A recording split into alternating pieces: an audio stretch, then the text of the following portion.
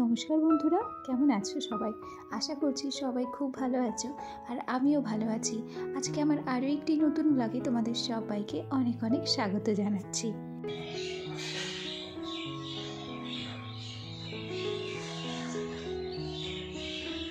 আজকে যে সময় ভিডিওটা শুরু করছিলাম সেই সময় সূর্যি মামা প্রায় অর্ধেক উঠে গেছে গাছের ফাঁক দিয়ে, আর চারিদিকে পাখিদের একটা মিষ্টি কলরব, যেটা কিন্তু তোমাদের সাথে না শেয়ার করলেই নয়।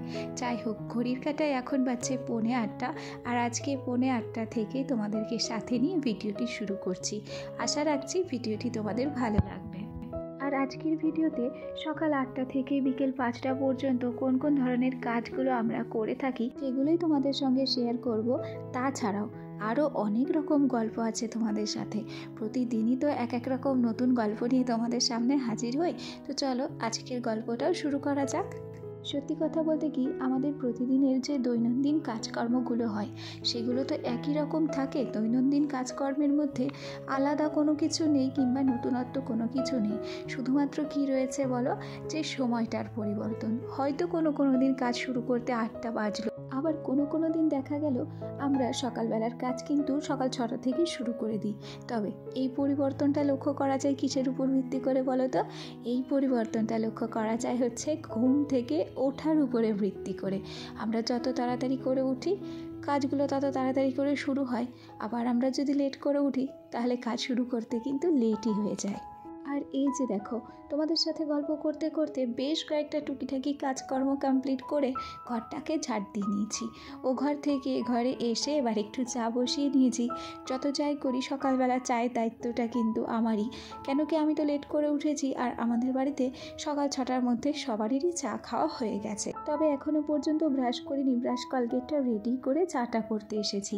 চাটা করে ওটাকে ঢাকা দিয়ে ধুয়ে তারপর এই যে একটু ব্রাশ নিয়ে চলে এলাম সাইডে। আর এই সাইডে দেখো বেশ কয়েকটা ভুট্টা গাছ লাগানো ছিল, প্রত্যেকটা গাছে ফল হয়েছে। সেটা তোমাদেরকে একটু পরেই দেখাবো।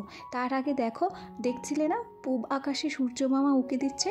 ওই গাছের ফাঁক দিয়ে খুব একটা ভালো দেখা যাচ্ছিল না, এদিক দিয়ে দেখলাম ভারী সুন্দর লাগছিল দেখতে, সেই জন্যই তোমাদের সাথে শেয়ার করা। আর এই যে দেখো সেই ভুট্টা গাছগুলো, এমন একটা গাছ নেই যেখানে ফল হয়নি, প্রতিটা ভুট্টা গাছে ফল হয়েছে। আর কদিন পরে যখন ভুট্টা পাকা ধরবে তখন প্রচুর পরিমাণে টিয়া আসবে এখানে। গতবারও ওই সাইডটাতে ভুট্টা গাছ হয়েছিল, সেখানে খুব পরিমাণে টিয়া পাখি আসতো। আমার ভাই অনেক ধরার চেষ্টা করেছিল কিন্তু ধরতে পারেনি। এবারও আগে থেকেই টিয়া পাখি ধরার ফাঁদটা তৈরি করে রেখেছে, যাতে বেশ 2-4টে টিয়া পাখিও ধরতে পারে। ওদিক থেকে ব্রাশ করা কমপ্লিট করে সোজা চলে এসেছি ঘরে। আর ঘরে এসে একটু গরম জল এবং একটু ঠান্ডা জল মিশিয়ে নেব, কেন কি এখন শীত আর গরম বলে কোনো কথা নয়। আমি 12 মাসেই একটু ঠান্ডা জল গরম জল মিশিয়েই খেতে পছন্দ করি। একটা গ্লাস আমার জন্য রেখেছি। আর এই বাটিটা কার জন্য বলো তো? বাটির জলটা হচ্ছে আমার সোনার জন্য। কেন কি তোমরা ভাবছো যে এতক্ষণে পর্যন্ত আমার সোনা ওঠেনি? ভুল গো, আমার সোনা অনেক আগে উঠে পড়েছে। সোনাকে একটু কার্টুন চালিয়ে মশারির মধ্যে রেখেছি। কেন কি যদি না সোনাকে একটু মশারির মধ্যে রাখি তাহলে ওর খাবার দাবার করা, ওর জন্য জল গরম করা সমস্তটাই কিন্তু পড়ে থাকবে, আর বাচ্চা কোলে নিয়ে দেখবে সব কাজ না করা সম্ভব হয় না। ওদিকে তোমাদের সাথে গল্প করতে করতে টেবিলটাকেও গুছিয়ে নিয়েছি। যদিও বা আজকে আমার টেবিলটা অগোছালো ছিল না, অল্প অল্প অগোছালো থাকতেই টেবিলটাকে গুছিয়ে নিয়েছি, যাতে পরবর্তী সময়ে এই টেবিলটার পেছনে আমাকে বাড়তি সময় না ব্যয় করতে হয়, এই ভাবনা চিন্তা করি। তাছাড়া কিছুই নয়। কেন কি কোলে ছোট বাচ্চা নিয়ে প্রায় সময় কাজ করাটা অসম্ভব হয়ে দাঁড়ায়, সেই জন্য যতটুকু পারা ততটুকুই হচ্ছে এগিয়ে রাখা, এর বেশি কিছু নয়। ওদিক থেকে চাটা হয়ে গেছে, চাটা ছেঁকে তারপর সোজা সোনার জন্য খাবার করে নিয়েছি। আজকে সোনার খাবারের চালের গুঁড়োটাই রেখেছি। সুজি শেষ হয়ে গেছে বেশ 2 দিন হলো, তবে আনবো করে আমার না খেয়ালই থাকছে না। আর এই যে দেখো, এগুলো যে আমাদের বাড়ির পোষা বেড়াল তা কিন্তু নয়, তবে এরা বেশিরভাগ সময়টাই আমাদের বাড়ি থাকে। আর এই দুটো বেড়ালের মধ্যে খুবই বন্ধুত্ব, এরা যখন যেখানেই থাকুক না কেন একসাথেই থাকে। এদেরকে তোমরা কোনো সময়ই আলাদা দেখতে পাবে না, অন্তত আমার ভিডিওর মধ্যে যখনই দেখবে তখনই একসাথেই দেখতে পাবে। যাকে আমাদের তো কাজের কোনো শেষ নেই, তোমাদের সাথে গল্প করতে করতে আরও একটি নতুন কাজ নিয়ে হাজির হয়ে গেলাম। নতুন কাজ নয়, এগুলোও হচ্ছে দৈনন্দিন কাজ। এগুলো হচ্ছে সকালে খাওয়া সেই চায়ের বাসন যেগুলো ধোয়া বাকি ছিল মা রান্নার মাঝে একটু ফাঁক পেয়ে সেগুলো ধুয়ে নিচ্ছে। আর এই যে আমি এখন একটু রেডি হচ্ছি। কোথায় যাব জানো? আজকে যাব রক্ত পরীক্ষা করাতে। কেন কি বছর 2 হলো আমার শরীরে একটু সমস্যা হয়েছে, যার জন্য কন্টিনিউ ডাক্তার দেখাতে হচ্ছে। তবে এই সমস্যাটা আমার আগে ছিল না, সিজার করার পরই আমার না এরকম হয়ে গেছে। সেজন্য এখন যদি শুনি যে কারোর সিজার হবে আমার না খুব পরিমাণে ভয় লাগে জানো। অন্য একদিন অন্য কোনো ব্লগে তোমাদের শেয়ার করব যে সিজার করার পর আসলে আমার সমস্যাটা কি হয়েছিল। ওদিকে রেডি হয়ে আমি বেরিয়েছি। তারপর দেখলাম মায়ের এখানে উনুনের ডাল ফুটছে, সেটাকেও তোমাদের সাথে না শেয়ার করলেই নয়। আর দেখলে যে আমার মা এখনও শিলপাটায় কিন্তু মশলা বাটে। আসলে আমাদের মিক্সার মেশিন থাকা সত্ত্বেও মা হাতে বাটা মশলাটাই বেশি পছন্দ করে।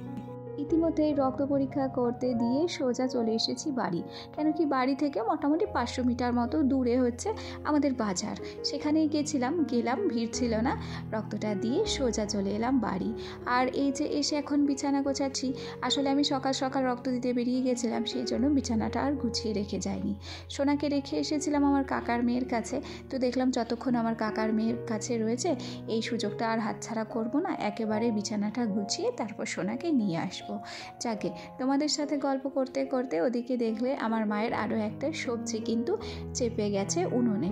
আজকে রান্না হবে ডাল, কেন কি আজকে নিরামিষ হবে। ওদিকে পালং শাকের শীষ চচ্চড়ি হবে আর হবে বেগুন ভাজা। তার বেশি রান্না কিন্তু আমাদের বাড়িতে হয় না। এরপরে ঘণ্টাখানিক সময় অতিবাহিত হয়েছে। সোনাকেও নিয়ে এসেছি, সোনাকে বাইরে খেলতে দিয়েছি। আর যে জামাগুলো পরে গেছিলাম রক্ত পরীক্ষা করতে সেগুলোই একটুখানি করে গুছিয়ে নিলাম। তারপর ওদিক থেকে সোনাকে স্নান করিয়েছি। ও হ্যাঁ, সোনাকে খাইয়েও নিয়েছি। আর এই সময় দেখো সোনা বলছিল মিষ্টি খাবে, সেই জন্য স্নান করার পর সোনার জন্য একটা মিষ্টি রেডি করেছি। এই যে দেখো স্নান করে বসে রয়েছে, স্নান করে খালি মুখে বসে থাকবে, সেই জন্য একটু মিষ্টি দিলাম। আর আমার সোনা তো একটু করে হাতে করে খাওয়া শিখে গেছে, সেই জন্য হাতে করেই খাচ্ছে।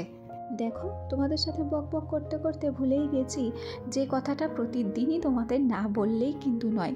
আমার যে সমস্ত পুরানো বন্ধুরা প্রথম থেকেই আমার সাথে আছো, পাশে আছো, তোমাদেরকে অসংখ্য ধন্যবাদ জানাচ্ছি। আর আমার যে সমস্ত নতুন বন্ধুরা আজকে আমার ভিডিওটি প্রথম দেখছো, যদি কোনো কারণে আমার ভিডিওটি তোমাদের ভালো লেগে থাকে অবশ্যই কিন্তু একটা লাইক করো, কমেন্ট করো। আর চাইলে আমার এই ছোট্ট পরিবারের একজন মিষ্টি সদস্য হয়ে আমার পাশে থেকে যেও। হ্যাঁ, থাম্বনেলে দেখেছিলে যে আমাদের বাড়িতে নতুন সদস্য এসেছে। এইটা হচ্ছে আমাদের বাড়ির নতুন সদস্য। আমার কাকার বাড়ি গরুর আজকে বাছুর রয়েছে, সেটাই একটু তোমাদের সাথে শেয়ার করলাম। তবে কি বলো তো, মানুষের সাথে পশুদের একটাই পার্থক্য। আর যদি এটা মানুষের বাচ্চা হতো তাহলে এইভাবে কি উঠে দাঁড়াতে পারতো না, হাঁটা শিখে যেত আজকে একদিনেই। এদের কোনো কষ্টই করতে হয় না, বাচ্চা মানুষ করারও কোনো জ্বালা নেই, আবার খাওয়ানো দাওয়ানোর কোনো জ্বালা নেই, এরা নিজে থেকে সবটা শিখে যায়। তো যাকে ওদিকে সোনাকে ঘুম পাড়িয়ে দিয়েছিলাম।